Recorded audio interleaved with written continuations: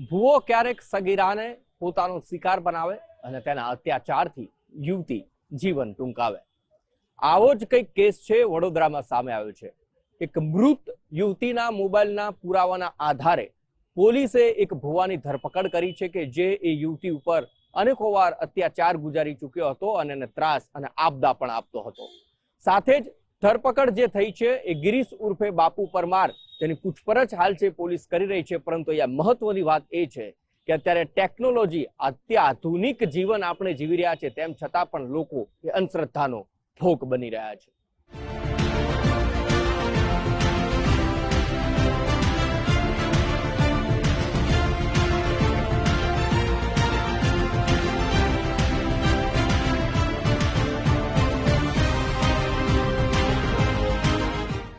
એકવીસમી સદીને અઢી દાયકાથી વધારે સમય પસાર થવા છતાં અંધશ્રદ્ધાનું વળગણ ક્યારે દૂર થશે તે મોટો કોયડો બની ગયો છે. થોડાક વર્ષો પહેલાના સમયમાં ગ્રામ્ય વિસ્તારના અને અશિક્ષિત લોકો અંધશ્રદ્ધાથી દોરાઈને ભૂવા પાસે દોરા ધાગા કરાવવા પહોંચી જતા હતા. પરંતુ હવે મોટા શહેરોનો ઉચ્ચ શિક્ષિત વર્ગ પણ ભૂવાના ખોટા દવામાં સપડાઈને પૈસા અને પ્રતિષ્ઠા ગુમાવી રહ્યો છે.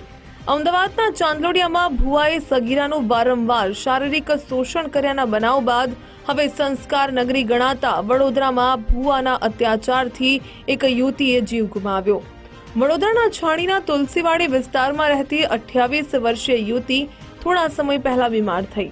કારેલીબાગના ફોટો સ્ટુડિયોમાં મેનેજર તરીકે નોકરી કરતી યુવતીને પરિવારજનો એક પરિચિત ભૂવા પાસે સારવાર કરાવવા માટે લઈ ગયા. આ ભૂવા ગિરીશ ઉર્ફે બાપુ પરમારે યુવતી અને તેના સગાને ચૂડેલ બેસી હોવાનું કહીને ડરાવ્યા, જે બાદ યુવતીના વાળ કાપીને દોરા ધાગાની વિધિ કરી. યુવતીને થોડુંક સારું થતા હવે તે સતત સંપર્ક રાખવાનું દબાણ કરવા લાગ્યો. આ તાંત્રિક વિધિ બાદ ભૂવા ગિરીશ ઉર્ફે બાપુ પરમારે યુવતીની પાસેથી ટુકડે ટુકડે 1 લાખ રૂપિયાની રકમ પડાવી લીધી.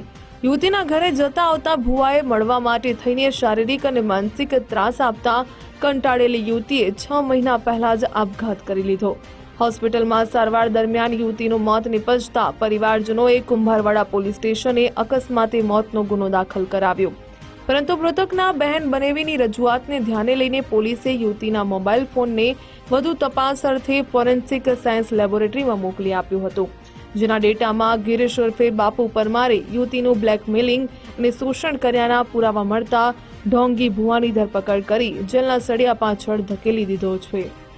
વર્ષ દોઢ વર્ષ પહેલા પોતાની દીકરીને પોતાની છાતી ઉપર ચૂડેલ બેસી ગઈ છે એવો સંદેહ હતો અને ભૂત ભૂવાના કામે આ ગિરીશભાઈ પરમારના કોન્ટેક્ટમાં આવેલા અને તેને વિધિ કરી આપેલી. એમાં તેના વાળ છે, પછી અત્તરની શીશી છે, મધ છે, આવી માળા છે, આવી બધી વસ્તુ ભોગ બનનારને આપેલી અને થોડી રાહત પણ થયેલી એવું ફરિયાદીનું કહેવાનું છે. પછી આ જે ભોગ બનનાર મરણ ગયેલ છે એ બેનને અને ભૂવાને છે થોડાક નજીકના સંબંધો ડેવલપ થયા અને એકબીજા સાથે સતત કોન્ટેક્ટમાં રહેતા હતા. આ દરમિયાન ભૂવાનું શોષણ થોડુંક વધવા માંડ્યું. પોતે અવારનવાર તેને નિયમિત મળવા માટે અને પોતાના ખાતામાં અથવા તો રોકડા પૈસા આપવા માટે હંમેશા દબાણ કરતો હતો અને આ કારણોસર પોતે સુસાઇડ કરી ગઈ છે એવી વાત જ્યારે પણ તે દાખલ હતા હોસ્પિટલમાં ત્યારે તેના બેનને બનાવી હતા તેને વાત કરી લીધી. મૃતક યુવતી કારેલીબાગમાં આવેલા એક ફોટો સ્ટુડિયોમાં મેનેજર તરીકે ફરજ બજાવતી હતી. ભૂવાના ત્રાસથી યુવતીએ ઝેરી દવા પી લેતા તેને સારવાર માટે SSG હોસ્પિટલ ખસેડવામાં આવી, જ્યાં મરતા પહેલા તેણે બહેન બનેવીને ભૂવાના અત્યાચાર વિશે ફરિયાદ કરી હતી. જો કે મોબાઈલ ફોનની ચેટ અને કોલ ડિટેલમાં પુરાવા મળ્યા બાદ છાણી રોડ પર રહેતા તાંત્રિક ગિરીશ ઉર્ફે બાપુ પરમાર વિરુદ્ધ કાયદેસરની કાર્યવાહી કરવામાં આવી.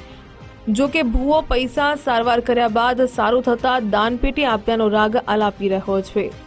પોતાના બેન બનાવીને તો ઓલરેડી વાત કરતી હતી, પણ એ લોકો છતાં પેલું કરતા હતા કે જ્યાં સુધી આપણી પાસે ઠોસ પુરાવો, કારણ કે આ ભૂવાને તેની ઘરે આવવા જવાના 1.5 વર્ષથી સંબંધો હતા. આ પોતે પોતાના ઘરે આવતા અને છોકરી પણ ભૂવાના ઘરે જતી, પણ નિયમિત એને મળવા માટે અને પૈસા આપવા માટે ભૂવો પોતે પ્રેશર કરતો હતો. અંદાજે ₹1 લાખ જેવું મતલબ પૈસા આપ્યા છે ભોગ બનનારે. આપણે એને મરવા માટે મજબૂર કરી છે એ બાબતે ખાસ કરીને ગુનો દાખલ કર્યો છે. આ ઢોંગી તાંત્રિક ગિરીશ ઉર્ફે બાપુ પરમારે અન્ય કોઈ યુવતી કે મહિલાઓ સાથે શોષણ કર્યાની આશંકા નકારી શકાય તેમ નથી. જો કે કુંભારવાડા પોલીસની તપાસમાં ભુવાનો કોઈ ગુનાહિત ભૂતકાળ નથી. મૃતક યુવતીની માતાની ફરિયાદના આધારે પોલીસે આત્મહત્યા માટે દુષ્પ્રેરણાનો ગુનો નોંધીને આગળની તપાસ હાથ ધરી છે. કેમેરામેન ડીકે સોલંકીની સાથે અલ્પેશ સુથાર, ગુજરાત ફર્સ્ટ, વડોદરા.